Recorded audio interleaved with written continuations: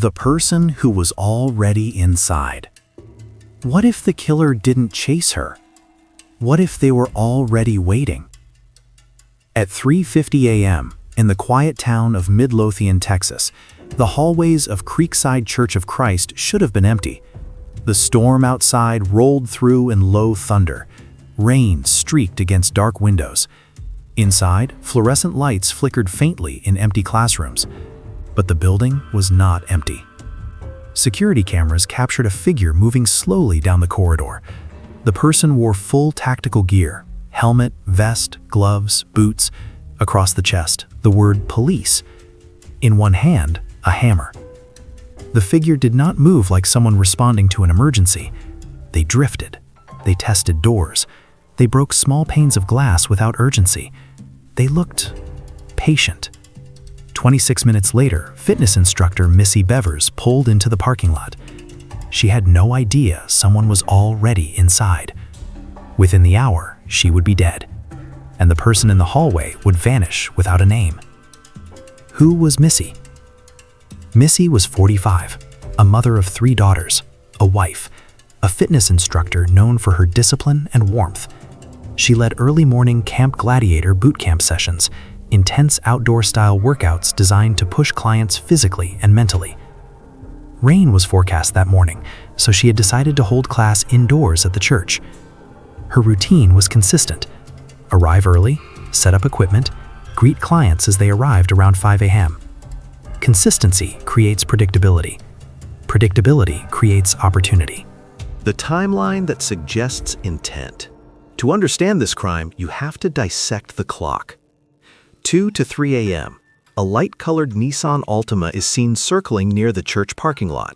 The vehicle pauses, moves, returns, leaves. Was it connected? Authorities never confirmed publicly, but it remains one of the case's most discussed elements. Approximately 3 a.m., forced entry is made into the church. Glass is broken. Doors are accessed. 3:50 a.m., security footage shows the tactical figure wandering inside. The suspect is not searching frantically. They are not stealing electronics. They are not rushing. They are waiting. 4:16 a.m., Missy arrives. Her pickup truck is later seen in the parking lot. Inside, cameras capture only fragments. There is no clear footage of the attack itself. But forensic evidence confirms a violent confrontation occurred shortly after her arrival. 5 a.m., participants begin arriving for boot camp. Police are already present. Missy Bevers is pronounced dead. The nature of the attack.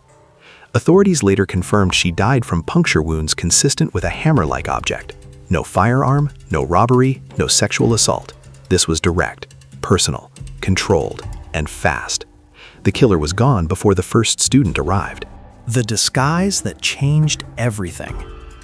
The most chilling aspect of this case is the uniform. The suspect wore full tactical gear resembling law enforcement equipment. Helmet, body armor, police labeling, boots, gloves. This served multiple purposes: concealment of identity, psychological intimidation, plausible presence if observed by a passerby. If someone glanced at the building and saw a tactical figure inside, they might assume an officer responding to an alarm. The disguise was not random. It required planning. It required acquisition. And it suggests forethought well before that morning. The walk. Perhaps no detail has been analyzed more than the gait. The suspect's walk appears slightly unusual. Feet turned outward, shoulders slightly rounded, movement deliberate but not hurried. Some observers argue the stride appears feminine. Others caution that tactical gear alters posture significantly. Boots affect balance. Body armor changes weight distribution. Helmet restricts peripheral vision. Behavioral analysts generally warn against definitive gender conclusions based on gait alone, especially when heavy equipment is involved. Still, perception drives public speculation, and speculation keeps cases alive. The personal sphere. When motive is unclear, investigators examine relationships. Missy's husband, Brandon Bevers, was reportedly in Mississippi on a fishing trip at the time of the murder. His alibi was corroborated by travel records and companions. Attention then shifted outward. Financial strain, marital stress, rumors of flirtatious communications with another man. Text messages later confirmed that Missy had engaged in emotionally charged exchanges with at least one individual outside her marriage. Whether that translated into a physical relationship remains publicly unverified. But emotional entanglements can ignite volatile dynamics. From a psychological standpoint, targeted homicides often stem from jealousy, humiliation, financial pressure, loss of control, fear of exposure. There was no evidence this was a burglary interrupted. Nothing of significant value was taken. The vandalism inside the church appears minimal and possibly staged. Burglars do not typically linger nearly an hour. They do not wander hallways casually. They do not wait for a specific individual. Behavioral profiling. Let's strip away speculation and analyze conduct.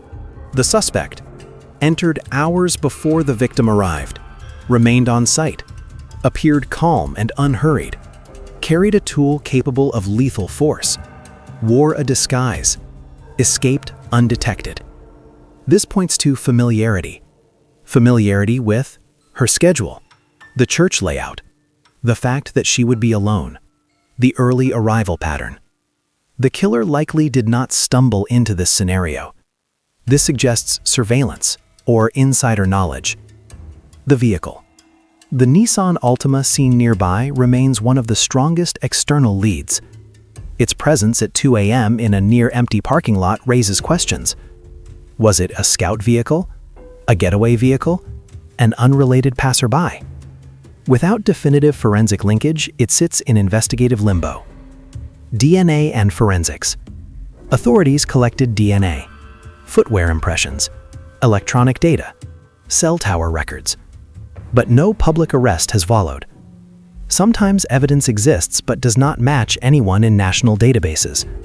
When DNA fails to hit CODIS, it becomes dormant, waiting for a future match, waiting for technology to advance, waiting for someone to slip. The storm and the silence. The weather that morning may not be incidental. Rain reduces witness presence, exterior camera clarity, ambient sound detection, traffic flow. It also discourages early arrivals. A killer planning such an act would prefer isolation. Storms create isolation. If weather was monitored beforehand, this becomes even more calculated. Psychological possibilities. There are several working behavioral hypotheses. The jealous acquaintance, someone emotionally connected to Missy, motivated by a betrayal or rejection. The staged burglary planner, someone attempting to mask a targeted attack as random crime. The insider observer, someone familiar with church schedules and layout. The opportunist with knowledge, a person who knew her routine but lacked close relationship. The disguise complicates profiling. Wearing police gear suggests a personality comfortable with authority imagery. It implies someone who understands how uniforms influence perception. That may indicate prior exposure to law enforcement or tactical culture, or simply someone who understood its psychological power. Why it remains unsolved. Unsolved cases persist for predictable reasons: limited eyewitness testimony, ambiguous forensic matches, absence of confession, misleading circumstantial leads, small-town dynamics limiting suspect pool. This case contains nearly every one of those elements. The footage is haunting, but not definitive. The suspect's face is obscured. The body shape is concealed. The vehicle is unconfirmed, and time erodes memory. The enduring image. What keeps this case alive is the footage. The hammer tapping glass, the slow pacing, the silence of empty corridors. It feels less like panic and more like rehearsal. The killer does not appear nervous. They appear methodical, prepared, almost certain.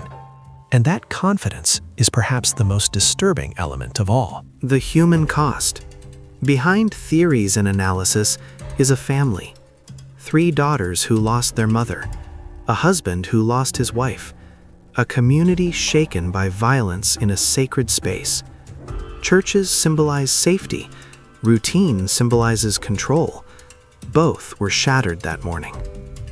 Nearly a decade later, years have passed. No arrest, no public suspect, no clear motive declared by authorities. Investigators maintain the case is active. Technology improves, DNA techniques evolve. Cold cases sometimes thaw unexpectedly. Someone somewhere may still hold a piece of this puzzle. A comment, a memory, a vehicle sighting dismissed too quickly, a purchase of tactical gear that felt unusual at the time. Final reflection. The person in that hallway did not rush. They did not panic. They did not hesitate. They came prepared. They waited. They executed. And they disappeared. Which leaves us with one enduring question. If this crime required planning, disguise, timing, and knowledge of her routine, was the killer someone watching from a distance, or someone who had been much closer all along?